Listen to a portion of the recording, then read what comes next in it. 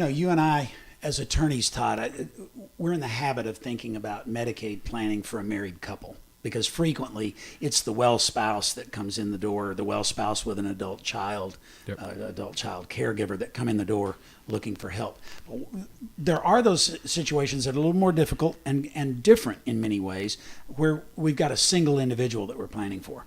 Yeah. A lot of times the wife kept the husband home till the end. Right. And so, or if we do married planning, we transfer all the assets to the other spouse. Right. And now years later, she goes in. So now what do? Well, those aren't ideal cases because the Medicaid rules are somewhat drastic and they do have to be down below $2,000. But the last thing that you do is just spend the money on the nursing home until all the money's gone. There are gifting rules out there. Medicaid knows that you either will or that you can give assets away and then get on Medicaid, but work through the system.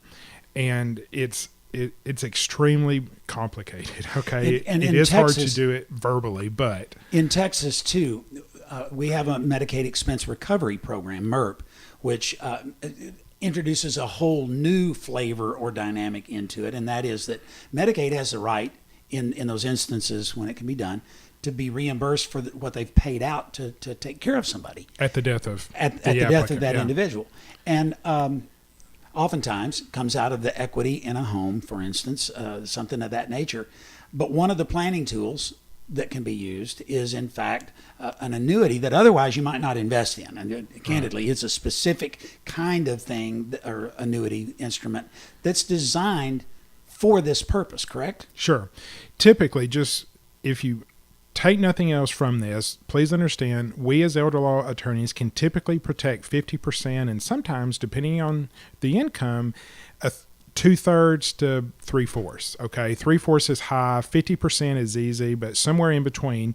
And how we do that is we do give the assets away and then work through the penalty period that is created. And that's where that annuity comes in, so that we can pay for the penalty, keep some money. But please understand, you don't have to lose everything. And that also points back to the recurring theme through all of these. Do some legal documents that authorize someone to do the gifting.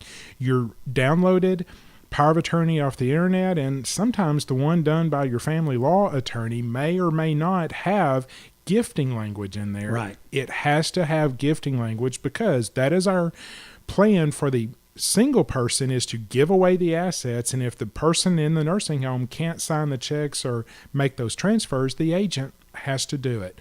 But please understand, by gifting, we can protect 50% to 2/3 of the assets.